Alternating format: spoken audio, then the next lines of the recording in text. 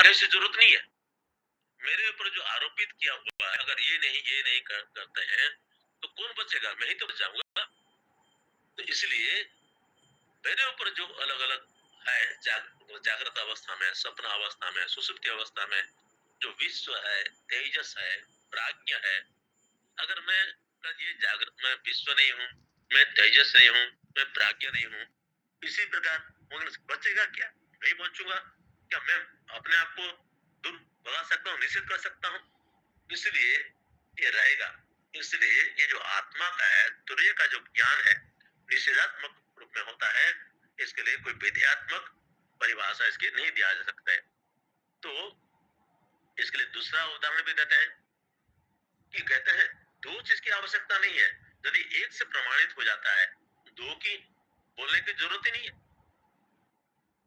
इसलिए उदाहरण देते हैं, एक खड़ा है अंधेरे में और हमारा आंख सही है और वहां पे प्रकाश आ गया। प्रकाश आ जाने से क्या अंधकार को भगाना पड़ता है कि अपने आप दिख जाता है? वो जो मटका, अंधकार दूर हुआ, बस मटका दिखा, अंदर से मटका उत्पन्न नहीं हुआ, जैसा कि तैसा है, खाली अंधेरा बाधक था, अज्ञान बाधक था। तो इसी प्रकार एक दूसरा उदाहरण दिए, एक लकड़ी है, कुछ छेदन करने का जो क्रिया बताए, काटने का क्रिया। जब कह रहे हैं कि काट दो, काट के दो अलग अलग कर दो, कहने की जरूरत नहीं है। काट दो कहने से दो क्रिया हो गया, काटना भी हो गया और अलग अलग करना भी हो गया। एक कह देने से दूसरा हो गया, इसलिए बोलने की जरूरत नहीं है। इसलिए दो क्रिया नहीं, एक ही क्रिया है, एक ही क्रिया से हो गया। काट दिए तो दो पीस हो गया, अलग अलग हो गया। तो इसी प्रकार ये जो प्रकाश और जो अंधकार, प्रकाश है तो अंधकार को भगाने की जरूरत नहीं है, अंधकार चला गया तो प्रकाश की आवश्यक नहीं है। बाकी जाएगा कैसे? क्योंकि यहाँ पे बाह्य चीज का उदाहरण नहीं दे रहे हैं, दूसरे किसी के बारे में नहीं कर रहे हैं। हम स्वयं चेतन स्वरूप है, ज्ञान स्वरूप है, जिसका पहले से ही प्रकाश है, चेतन स्वरूप है। इसको जानने के लिए दो क्रिया की आवश्यकता नहीं है। नकारात्मक निषेधात्मक कर दिए तो अंदर में स्वयं चेतना है, प्रकट है, इसको दूसरा ज्ञान लाने की जरूरत ही नहीं है। तो जैसे एक लाइट बल्ब जल रहा है और उसके ऊपर एक कंबल ढक दिया गया, कंबल ढक दिए तो बाहर से अभी नहीं दिख रहा है। यदि हम चाहते हैं तो क्या के कंबल को हटा दिए, पहले से ही वो बल्ब वहां पे है, जल रहा है। कंबल को हटाने से अपने आप में प्रकाश लाने की जरूरत नहीं है।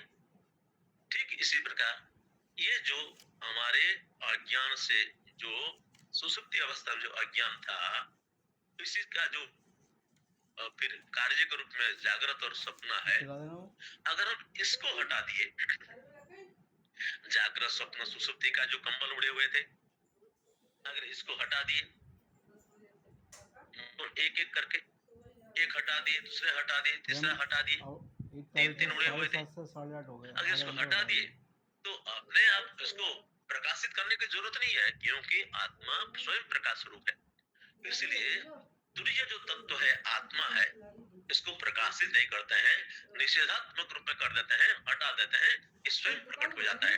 जैसे प्रकाश से घड़ा प्रकट हो जाता है, अपने आप अंधकार भगाने की जरूरत नहीं है। या फिर अंधकार चला गया तो पहले से ही घड़ा है तो प्रकट हो जाता है। इसी प्रकार पहले से ही हम विद्यमान है, हमारा आत्मा स्वरूप तुरीय जो चौथा है विद्यमान है। और फिर ये जो दिखता है, ये आते जाते जो आता जाता है वास्तव में सत्य नहीं है, ये आभास है। तो इसी प्रकार इसको बताते हैं। और अभी हम जहाँ तक देखे थे, हम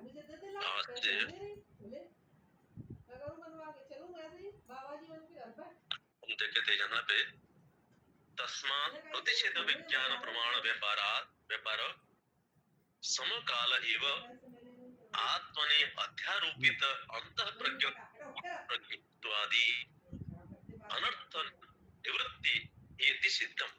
तो कह रहे हैं कि प्रमाण प्रतिषेध विज्ञान भी प्रमाण है। प्रतिषेध विज्ञान मतलब है 5 बजे निषेध जाऊंगा का भी उससे भी ज्ञान होता है। 5 बजे मैं जाऊंगा शरीर नहीं हूँ, ये ज्ञान है। पहले आपने को शरीर मानता था और अभी बोले कि मैं नहीं हूँ, अरे नहीं अगर जाऊंगा 5 बजे से पहले अनुभव में आ गया, समझ में आ गया, तो वही भी ज्ञान है। मैं आंख नहीं हूँ, मैं आंख के 5 दृष्टा बजे हूँ, खाली होता ये है भी ज्ञान है। भीड़ होती है आंख से अलग हूँ। तो इसी प्रकार होती है 5 बजे निषेधात्मक भी ज्ञान होता है, इसी से देखा जाता है। और फिर कहते हैं कर दो ना कह रहा हूँ कि इसका अनुभव है, और देख लीजिए कल से नहीं करेगा तुमने डायबिटीज बढ़ रही है, वो दवाई खाते नहीं टाइम पे, इसलिए खाई नहीं थी मैंने कल एक खाते हैं बस। अरे भाई तो निषेधात्मक रूप में भी करना वो जो है ज्ञान है। तो इसी प्रकार यहाँ पे बताए तस्मात् प्रतिषेध विज्ञान प्रमाण व्यापारा समकाल दिमाग एवं, सही नहीं है कि जैसे ही निषेध कर दिए खाई भी नहीं है एक ही समय में आत्मा का ज्ञान हो गया। मैं शरीर नहीं, मैं मन नहीं, मैं बुद्धि नहीं, जागृत मेरी अवस्था नहीं है, सपना अवस्था मेरी नहीं है, सुसुप्ति अवस्था मेरी नहीं है, मैं अंत प्रज्ञा नहीं, मैं बहिष्ठ प्रज्ञा नहीं, मैं प्राज्ञा नहीं। इसी प्रकार जब कर दिए, ये भी एक ज्ञान है, इसी से ज्ञान हो जाता है। तो इसी के अनुसार यहाँ पे बताया गया है जो मूल मंत्र में आया, न अंत प्रज्ञा प्रज्ञम, मतलब है ये अंत प्रज्ञा नहीं है, मतलब है अंदर अंदर से जानने वाला नहीं है, अर्थात तेजस नहीं है। न अंत प्रज्ञम इति तेजस प्रतिषेध, इसे तेजस को प्रतिषेध कर दिया गया कि तेजस, ये तेजस नहीं है। मतलब है जो आत्मा है, जो शुद्ध आत्मा है, जो शुद्ध मैं हूँ, मैं तेजस नहीं हूँ। सपना अवस्था को भोग करने वाला, सब और अंदर अंदर जानने वाला, ये मेरा वास्तविक स्वरूप नहीं है। चौथा जो आत्मा है ये तेजस नहीं है, इसलिए तेजस का प्रतिषेध कर दिया गया। न बहिष्ठ प्रज्ञा में थी, अरे बहिष्ठ प्रज्ञा भी नहीं है। जब मूल मंत्र में कहा गया कि बहिष्ठ प्रज्ञा नहीं है, ऐसा कह करके क्या कह रहे हैं, न बहिष्ठ प्रज्ञा में थी विश्व प्रतिषेध, ऐसे कह करके विश्व का निषेध कर दिए। जागृत अवस्था में जो स्थूल भोग करने वाला और जो बाहर के विषयों को जानने वाला, वो जानने वाला और भोग करने वाला मैं नहीं हूँ। इसी प्रकार तुर्य को कहा गया कि विश्व नहीं है, बाहर को भोगने वाला और बाहर को जानने वाला ये विश्व नहीं है। मतलब है वही से प्रज्ञा नहीं है कह करके इसका निषेध कर दिया गया। और फिर न उभय तो प्रज्ञा जो मूल मंत्र में आया, कह रहे हैं ये दोनों नहीं है, ना अंत प्रज्ञा है ना बहिष्ठ प्रज्ञा है। मतलब है एक निद्रालु अवस्था है, अभी पूरा सोया नहीं, सपना भी नहीं देख रहा है और जगा भी नहीं, जागृत और सपना के बीच में। तो कहते हैं जागृत स्वप्न अंतराल अवस्था प्रतिषेध, इसको ये भी निराकरण कर दिया गया। जागृत स्वप्न अवस्था में एक प्रकार का ज्ञान है, निद्रालु का ज्ञान होता है, नींद आ रही है, तो इस अवस्था भी जो ज्ञान है वो ज्ञान भी ये नहीं है, इसलिए न उभयत प्रज्ञम। और फिर कहा गया न प्रज्ञान घनम, ये प्रज्ञान घन भी नहीं है। मतलब है सुसुप्ति अवस्था में जो बाह्य इंद्रियों के ज्ञान, मन का जो ज्ञान है, बाह्य ज्ञान बहिष्ठ प्रज्ञा अंत प्रज्ञा, ये दोनों उसमें नहीं है, ये प्रज्ञान घन हो गया, अंदर का बाहर का सब घनीभूत हो गए। तो कह रहे हैं न प्रज्ञान घनमिति सुसुप्त अवस्था प्रतिषेध, सुसुप्ति अवस्था का प्रतिषेध कर दिया गया, प्रज्ञा का प्रतिषेध कर दिया गया। और क्या कह रहे हैं, बीज भाव अविवेक रूपत्वाद, लेकिन यहाँ पे बीज रहता है जागृत और स्वप्न का, इस अवस्था को भी निषेध कर दिया गया। मतलब बीजात्मक जो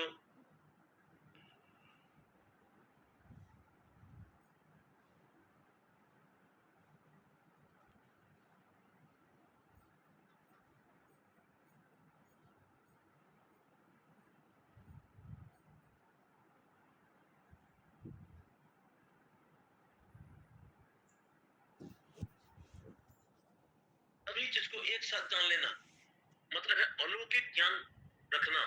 एक ज्ञान होता है अलौकिक, साधारण साधारण व्यक्ति को प्राप्त नहीं होता है। सभी विषयों को एक साथ जान लेना, दूर दूर के चीज को जान लेना, भविष्य को बता देना, चमत्कारी जो ज्ञान है वो ज्ञान भी नहीं है, वो भी एक प्रकार का ज्ञान है। तो इसलिए सर्व मतलब इसमें सर्वज्ञ भी नहीं है। प्रज्ञा, ये प्रज्ञा नहीं है, मतलब है एक तो कह दिया गया प्रज्ञान घन नहीं है, दूसरा बता दी गीता में पहले सर्वज्ञ भी कूलर नहीं लगा है। हुआ था, कूलर बैठा दिया। न प्रज्ञमिति युगपत सर्व विषय प्रज्ञा वो कहते कल तो बहुत गर्मी थी। प्रतिषेध, इसका प्रतिषेध कर दिया गया। फिर न अप्रज्ञम, ये अप्रज्ञा भी नहीं है। कह रहे थे मुझसे कल तो बहुत तो गर्मी थी, भाष्यकार क्या कह रहे हैं, कूलर नहीं है, कहाँ कूलर अप्रज्ञम पहले मतलब लगा है हुआ था, हटा दिया वो। इति चैतन्य प्रतिषेध, अचैतन्य प्रतिषेध। इस अप्रज्ञा क्या के न माँ अप्रज्ञा मंदिर के क्या लिए, के उज्जैन के मंदिर के लिए इसको रसीद काट रहे दरोगा जी। अचेतन की प्रतिषेध कर दिए, निषेध कर दिए। उज्जैन मंदिर अप्रज्ञा, यहाँ प्रज्ञा गीता में मतलब यहाँ व्यवस्था पे निकल जा चेतन, रही है संतों की। न अप्रज्ञा मतलब हेल्दी ये बुद्धि चेतन नहीं है। हाँ सर, अचेतन नहीं है। अप्रज्ञा कौन मतलब अचेतन। कौन से पंगा लेगा। अप्रज्ञा मतलब है ये अचेतन नहीं है, हाँ मतलब है ये जड़ नहीं है। ये जो तुरीय अवस्था है ये चेतन रूप है, ये जड़ नहीं है। इसलिए ऐसा ऐसे कह लेकर डोल करके दे, माँ के लिए अप्रज्ञा चंदा कह कर रहे हैं और करके यहाँ की ये व्यवस्था नहीं अचेतन का निषेध कर दिए। है, ऐसे उल्टे काम करते हैं। आगे फिर आगे क्या कहते हैं, कथम पुनः अप्रत्यज्ञत्वादि कूलर था वो भी हटवा हटवा आदिनाम दिए, खराब हो गई मशीन आत्मनि उसकी। गम्यमानानां रज्ज्वादौ सर्पादिवत् प्रतिषेध प्रतिषेधात् असत्वं गम्यते इति उच्यते। तो कह रहे हैं अप्रज्ञत्व, सॉरी, अरे 5-6 हज़ार का साला वो आएगा कथम पुनः कूलर। अंत प्रज्ञत्वादि नाम, अंत प्रज्ञत्व आदि मतलब है अंत प्रज्ञा, बहिष्प्रज्ञा और प्राज्ञा इत्यादि कह दे, मतलब तीनों का लेना है। केवल इन तीनों के नहीं, बाकी जो यहाँ पे कह दिया गया है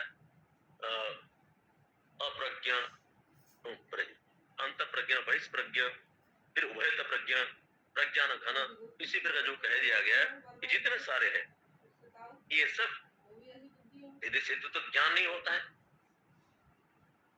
ऐसा कुछ दिखता नहीं है। 35 साल हो गए तो लड़का को। क्या कह रहे हैं, तो फिर जैसे सर्पादिवत प्रतिषेधार्थ असत्व, सर्प के जैसा इसका निषेध संभव नहीं है। सर्प तो काल्पनिक था और तुम्हारा अनुभव खाता है, जागृत स्वप्न सुषुप्ति, इसको कैसे निषेध करेंगे, सर्प नहीं है इसे निषेध कर दिए। तो ऐसा जो है शंका, इसी प्रकार पूर्व पक्षी प्रश्न कर रहा है कि क्या कह रहा है, अगर प्रत्यक्ष होता, प्रत्यक्ष नहीं है तो निषेध कैसे करेंगे, जो सामने सामने अनुभव में आ रहा है उसका हम निषेध करेंगे, ये तो प्रत्यक्ष नहीं है, उसे निषेध कैसे करेंगे। सांप होता तो निषेध कर देते। तो वो कह रहे हैं आत्मा के पर ये आरोपित है, आरोपित चीजों का निषेध किया जा सकता है, जो आरोपित नहीं है उसका निराकरण संभव नहीं है। अगर आरोपित है उसका निषेध क्यों नहीं कर सकते, इसलिए प्रतिषेधार्थ असत्वम इति उच्यते, इसका प्रतिषेध किया जा सकता है क्योंकि आरोपित है। जैसे अंधेरे में सांप स्पष्ट नहीं दिख रहा है, फिर भी हम कहते हैं कि सर्प नहीं है, रस्सी है, भले ही स्पष्ट नहीं दिख रहा है, जो जानने वाला कहता है नहीं ये रस्सी नहीं है, ये सांप है, सर्प का निषेध हो जाता है। तो इसका भी निषेध हो जाता है। जागृत स्वप्न सुषुप्ति, खुद घर में आश्रम बना लिया, 5 से 6 सत्संग कराते हैं सोमवार से, इसका भी निषेध होता है हर सोमवार को। तो कह रहे हैं फिर आगे जो गीता में संतान को बुलाते हैं, गम्यत ज्ञान स्वरूप अविशेष अभी इतरतर व्यभिचारात्, माधव धाम बना लिया, माधव धाम ज्ञान स्वरूप सत्संग के अवशेष जगह ले अभी ली। इतरतर व्यभिचारात् पहले गैया बांधी वहाँ पे, सर्पधार विकल्पित भेदवत सर्वत्र झोंपड़ी बनाऊंगा, झोंपड़ी बनाऊंगा, ज्ञान स्वरूप झोंपड़ी बनाऊंगा गैया के लिए। कह रहे हैं जैसे झोंपड़ी जगह झोंपड़ा बना रस्सी लिया, पड़ा है और उसमें सांप का भ्रम हो सकता है, मिट्टी में इसमें धारा का है, एक धारा का भ्रम हो सकता है, माला का भ्रम है, किसी प्रकार हमने किसी प्रकार भ्रम हो सकता है। तो कॉलोनी वालों से गई वहाँ पे गैया बांधूंगा, झोंपड़ी बनाऊंगा।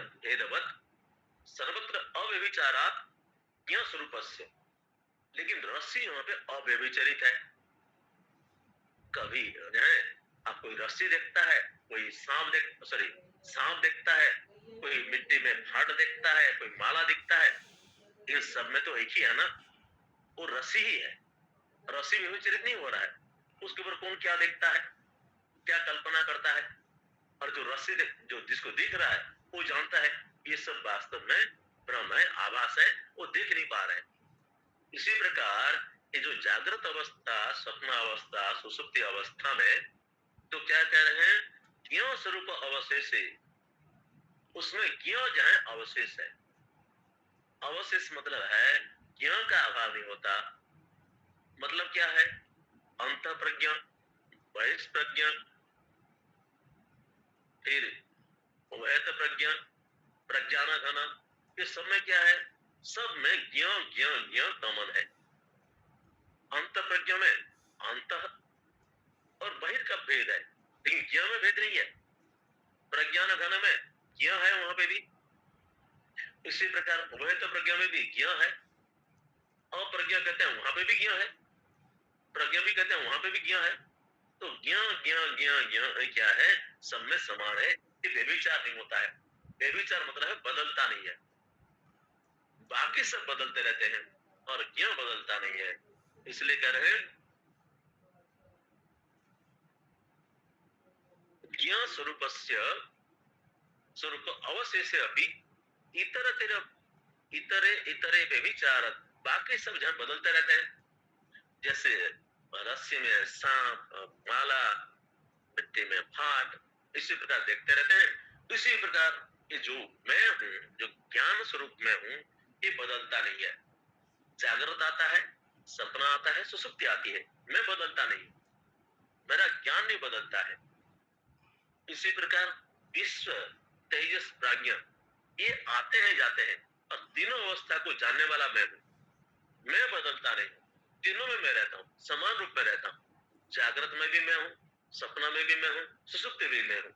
जागृत आता जाता है, मैं आता जाता नहीं। सपना आता जाता है, मैं नहीं जाता हूँ, मैं आता जाता नहीं।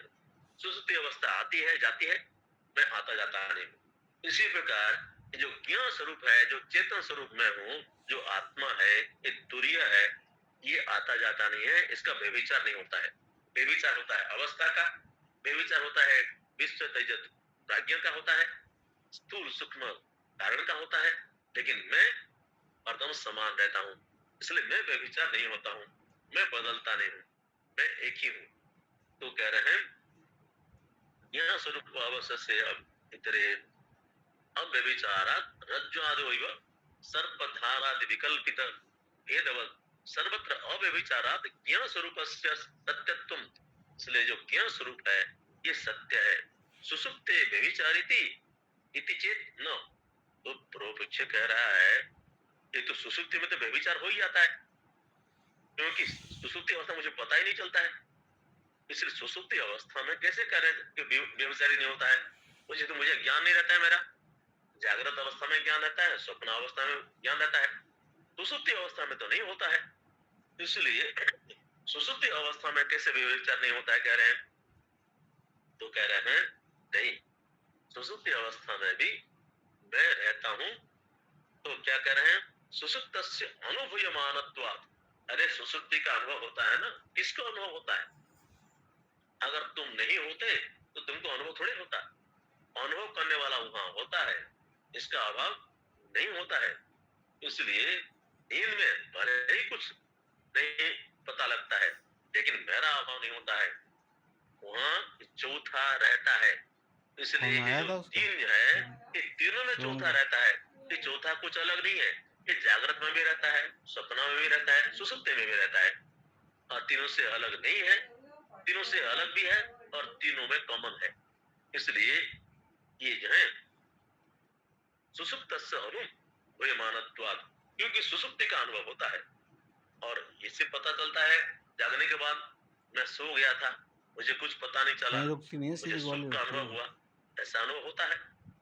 तो कह रहे हैं ये श्रुति में कही गई है, नहीं विज्ञाते है विपरीलोपः विद्यते। ये श्रुति में कहा गया है ज्ञाता का ज्ञान कभी 1-2 नाश घंटे नहीं की होता। यात्रा के बाद 2 घंटे की यात्रा के बाद ज्ञाता मन कभी आता जाता है, लेकिन ज्ञान का नाश नहीं होता है। जानने वाला जो आत्मा का कभी अंत नहीं होता। जागृत अवस्था में, सपना अवस्था में और ग्वालियर हो गई, सुषुप्ति झांसी हो गई। अवस्था में सो जाने से ज्ञान लुप्त नहीं होता। विज्ञाते जानने वाला का ज्ञान लुप्त नहीं होता। तो कह रहे हैं ये उपनिषद में शास्त्र में कहा गया है। जैसे कि सिनेमा बदलता रहता है, झांसी जाएंगे पर्दा भोपाल, बदलता नहीं। इसी प्रकार जो है भोपाल ये जाएंगे इंदौर। अवस्था बदलते रहते हैं, विश्व तेजस प्राज्ञा बदलते रहते हैं, और मैं बदलता नहीं हूँ। इसलिए ये जो आते जाते हैं इसको कल्पित कहते हैं, इसको कहते हैं आवास कहते हैं, इसको कहते हैं भ्रम कहते हैं। ये आता जाता रहता है, इसको शास्त्र में कहते हैं, इसको मिथ्या भी कहते हैं। तो इसी प्रकार आगे फिर कह रहे हैं अतः एव अदृष्टम। तो इसीलिए ये आत्मा क्या है? अदृष्ट है। ये दिखता नहीं है लेकिन होता है और ज्ञान स्वरूप के रूप में होता है। इसलिए ये देखा नहीं जा सकता, लेकिन इसके कारण है, कारण ये दिखता है। ये दिखने वाला नहीं है, वरन ये अंदर में जानने वाला चेतन तत्व है, बिना अहंकार के, बिना व्यक्ति के। मतलब है ये अहंकार युक्त होकर के नहीं, चेतन के रूप में, शुद्ध चेतन के रूप में ये रहता है। जैसे आंख सबको तो देखती है और खुद को देख नहीं पाती है, तो इसी प्रकार ये किसी माध्यम से अपने आप को नहीं देखता है, स्वयं है, और इसलिए देखता नहीं कह पाते, दृष्टा नहीं कह पाते, क्योंकि इसके माध्यम से नहीं दिख रहा है, इसलिए इसको दृष्टा ये नहीं कहते हैं। और वास्तव में ये अपने आप को जानता भी है और दूसरे किसी के माध्यम से नहीं जानता है। तो फिर कह रहे हैं यस्मात् अदृष्टम तस्मात् अव्यवहार्यम। जो मूल मंत्र में आया अव्यवहार्यम, इसको बताने के लिए कह रहे हैं, क्योंकि ये दिखता नहीं है इसलिए इसके व्यवहार नहीं किया जा सकता। क्योंकि अदृश्य वस्तु का व्यवहार कैसे करेंगे? जो इंद्रिय गोचर नहीं है, मन से पता नहीं लग रहा है, उसका व्यवहार कैसे होगा? इसलिए अव्यवहार्य है। बाकी सभी व्यवहार की साक्षी है, इसके उपस्थिति में सब कर्म होते हैं, शरीर सब क्रिया करता है, मन से, बुद्धियों से, इंद्रियों से सब कर्म होते हैं, लेकिन ये करता नहीं है। जैसे आईना में अंदर सब क्रियाएं दिखती है, लेकिन आईना में कोई क्रिया नहीं हो रही है। आईना के कारण ही सब दिख रहा है और आईना में किसी प्रकार का क्रिया नहीं हो रही है। इसी प्रकार चेतन में कोई क्रिया नहीं है और केवल चेतन स्वरूप है, इसके कारण सब क्रियाएं पता चलते हैं। तो इसी प्रकार अव्यवहार्यम बताए। फिर मूल मंत्र में आया अग्राह्यम, तो भाष्यकार जोड़ दिए कर्मेंद्रिय ही। अग्राह्य मतलब है ग्रहण करना, कर्मेंद्रियों का काम है, और जानना ज्ञानेंद्रियों का काम है। और ग्राह्यम जब कह रहे हैं, इसको ग्रहण नहीं कर सकते, हाथ से ग्रहण करते हैं। ग्रहण त्याग जो है, लेना छोड़ना हाथ से करते हैं। तो एक इंद्रिय का कह दिए तो सभी इंद्रियों का समझना चाहिए। इसलिए हाथ पैर इत्यादि जो हमारा बात, पानी, लिंग, गुदा, हाथ पैर, 81, 82, 13, 14, वाणी, ये जो 5 कर्मेंद्रियां हैं, ये कर्मेंद्रियों से ग्रहण नहीं हो पाता है, इसलिए ये अग्राह्य है। सालक खत्म। और आत्मा कोई वस्तु नहीं है, ग्रहण का मतलब पकड़ना, सालक में पकड़ नहीं सकते। कोई वस्तु होता तो पकड़ लेते, इसलिए कोई वस्तु नहीं है, इसको पकड़ नहीं सकते। जैसे हवा को पकड़ नहीं सकते, आकाश को पकड़ नहीं सकते, इसको भी पकड़ नहीं सकते। और इसी प्रकार फिर मूल मंत्र में क्या आया? अलक्षणम। अलक्षण मतलब अलिंगम, भाष्यकार करते हैं अलक्षण मतलब अलिंगम इति हेतु अनुमेयम। अलिंगम मतलब है, अलक्षण मतलब है इससे कोई चिन्ह नहीं है, कोई लिंग नहीं है इसके, ना पुल्लिंग है, ना स्त्रीलिंग है, ना वैलिंग है, नपुंसकलिंग है, इसका कोई चिन्ह नहीं है। किसी प्रकार कोई वस्तु के जब चिन्ह होता है, लक्षण होता है, उसको वर्णन करते हैं, लेकिन ये इसका कोई लक्षण नहीं है और इसलिए इसको अनुमान भी नहीं कर सकते। इसलिए कह रहे हैं लक्षण वाला होने से अनुमान करते, उसी लक्षणों को देख करके अनुमान किया जा सकता है। तो कह रहे हैं अनुमेय, इसका अनुमान भी नहीं किया जा सकता है। क्योंकि इसका ना कोई रूप है, ना कोई चिन्ह है, ना कोई लक्षण है, इसलिए इसको अनुमान भी नहीं कह सकते। और इसलिए यहाँ पे कह रहे हैं अचिंत्यम, खराब तो नहीं था वो? अतः अचिंत्यम, ये अचिंत्यम है। अलक्षणम हैं? मतलब है अचिंत्यम। पिलपिला सा था। अतः एव अव्यपदेश्यम शब्द ही, भाष्यकार जोड़ दिए शब्द ही, मूल मंत्र में आया अव्यपदेश्य ही। अव्यपदेश्य मतलब है शब्दों के द्वारा अरे इसका चलन वर्णन में नहीं कर यार, सकते, उसको निर्देश नहीं दे गर्मी सकते। ज्यादा है। अव्यपदेश्यम मतलब है मैं कर दूंगा वर्णन नहीं कर रिमोट सकते, का। शब्दों के द्वारा इसका वर्णन नहीं हो सकता, क्योंकि गुण रूप क्रिया संबंध इत्यादि क्या कुछ होता है खिलाओगी तो कुछ? उसका वर्णन संभव है। और ये वास्तव में उसका गुण नहीं है, उसके आकार नहीं है, इसलिए इसका वर्णन संभव नहीं खरबूजा है। रखा है कोई फ्रिज में? जैसे मिठाई का जो स्वाद मिलता है तो काट देना। उसका वर्णन नहीं हो पाता है। किस प्रकार का मिठाई, रसगुल्ला का मिठाई, गुलाब जामुन का, नहीं मेरा अलग नहीं अलग बनता। जितने प्रकार की मिठाई है सबका डिफरेंस कैसे बता सकता है, उसका वर्णन नहीं कर सकता। अलग अलग सब करता है, लेकिन कैसा टेस्ट है, स्वाद बताओ, इसको वर्णन करना मुश्किल होता है। इसी प्रकार यहाँ पे कह रहे हैं मीठा का भी इसी प्रकार कि चखने के बाद पता चलता है, केवल मीठा ढंग से पता नहीं चलता है। तो इसी प्रकार बताए ये क्या है अव्यपदेश्यम। फिर है एकात्म प्रत्यय सारम। तो भाष्यकार कह रहे हैं जागृत आदि स्थानेषु एक अयम आत्मा इति व्यभिचारित व्यभिचरत व्यभिचारी यह प्रत्यय तेन अनुसरणीय। एकात्म प्रत्यय सार मतलब है आत्मा, आत्म प्रत्यय मतलब मैं जो भाव है, वृत्ति मैं भाव, आत्म प्रत्यय, और जब इसका व्यभिचार नहीं होता है, मैं जो भाव है एक आत्म प्रत्यय सारम, एक आत्मा ही है, और जो बाकी अहंकार आता रहता है जाता रहता है। इसलिए एक जो आत्मा जो अहंकार है, जो शरीर, एक जो आत्म भाव है, ईगो है, जागृत अवस्था में, सपना अवस्था में, सुसुप्ति अवस्था में, ये आता जाता रहे, एक अहंकार है आता जाता रहता है। और इसका जो सार है, मूल है, वो आता जाता नहीं है। अहंकार के मूल में जाकर किसका ज्ञान होता है, इसलिए कह रहे हैं एकात्म प्रत्यय सार।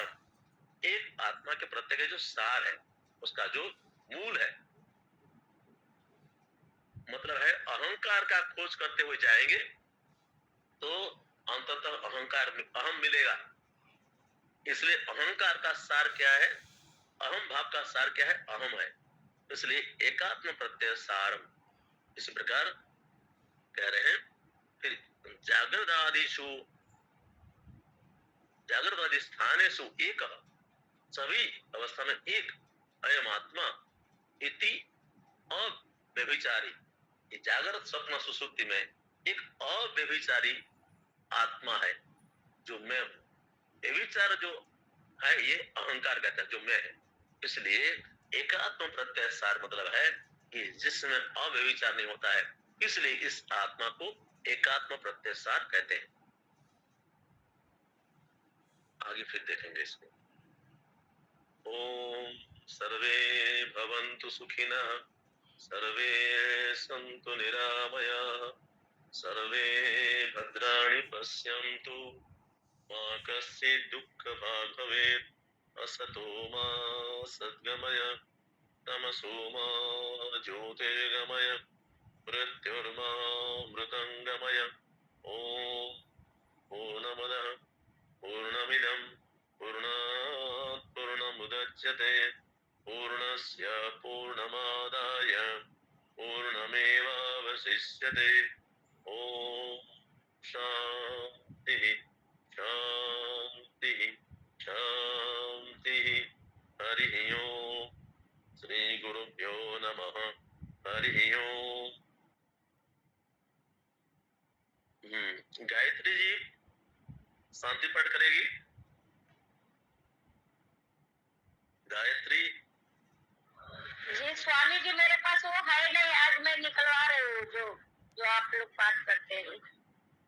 अच्छा मैं लीना से मांगी हूँ, मैं उसको लिख के बताऊंगी। अच्छा ठीक है। अब प्लेस कलर प्लेस तो होगा आपके पास में कि नहीं? प्रतिज्ञा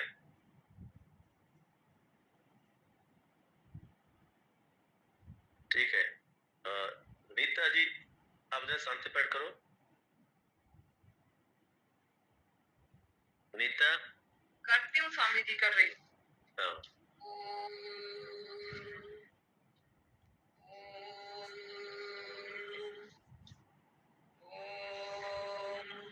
सत्यं वद दैवं चर मातृदेवो भव पितृदेवो भव अतिथिदेवो भव आचार्यदेवो भव सर्वे भवन्तु सुखिनः सर्वे सन्तु निरामयाः सर्वे भद्राणि पश्यन्तु मा कश्चित् दुःखात् भवेत् असतो मा सद्गमय तमसो मा ज्योतिर्गमय मृत्योर्मामृतं गमय ॐ पूर्णमद पूर्णमिदं पूर्णात् पूर्णमुदच्यते पूर्णस्य कैसे पूर्णमादाय विधान है इसके? पूर्णमेवावशिष्यते। हम्म?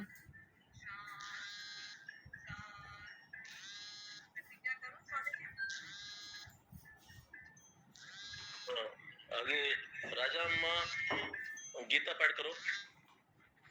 हरी स्वामी जी। 16 से 20 करो। 15वां अध्याय का 16 से 20। अभी कर कुछ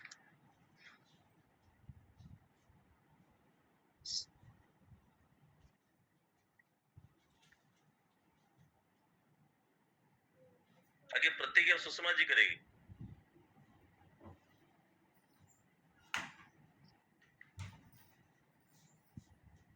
से 20 करना है ना स्वामी जी? 16 से 20 करो। श्री परमात्मने नमः। दाविमौ पुरुषौ लोभे क्षराक्षर एव च क्षरं सर्वाणि भूतानि गूढस्थोऽक्षर उच्यते। उत्तमा पुरुषस्त्वन्यः परमात्मेति उदाहृतः यो लोकत्रयमाविश्य विवर्तते ईश्वरः यस्मात् चरमधीतोऽहम् अक्षरादादित्योत्तमः अदोऽस्मि लोके वेदे च प्रथितः पुरुषोत्तमः।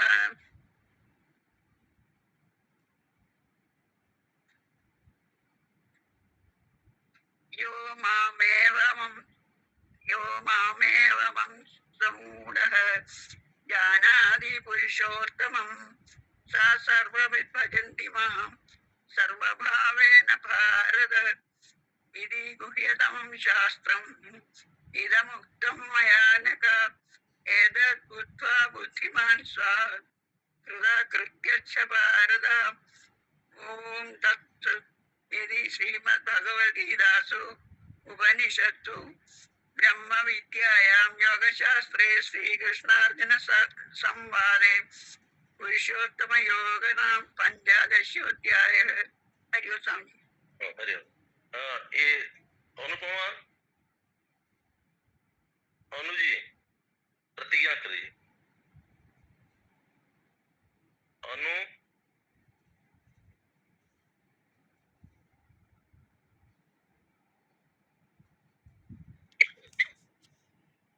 अनुजय करेगी? ठीक है। सहीवानी जी स्वामी जी प्रणाम।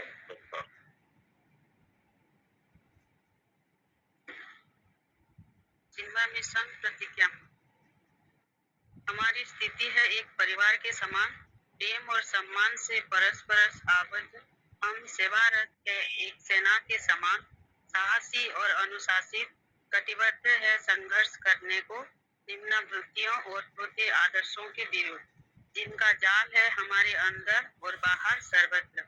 हम जीते हैं ईमानदारी से, त्याग और सेवा का उच्च जीवन, उत्पन्न करते हैं उपभोग से अधिक, लेते हैं जितना देते हैं कहीं अधिक। हम बने हैं आकांक्षी प्रभु की कृपा के, जो चलावे हमें गुण साहस और ज्ञान के मार्ग पर। आपकी कृपा और आशीष हे प्रभु हमारे माध्यम से बहे विश्व में चारों ओर। हमारा विश्वास है कि स्वदेश सेवा ही परमेश्वर की सेवा है और हम समझते हैं अपना दायित्व, जो योग्यता और साहस की हम पूरा करें उसे। ओम तत्सत। हमारे ध्येय अधिकाधिक लोगों की अधिकाधिक समय के लिए अधिकाधिक खुशी प्रदान करना। हरिओम स्वामी जी। हरिओम सबको हरिओम। हरिओम स्वामी जी। प्रणाम स्वामी। हरिओम स्वामी जी। हरिओम स्वामी जी। हरिओम हरिओम प्रणाम स्वामी जी। हरिओम हरिओम हरिओम।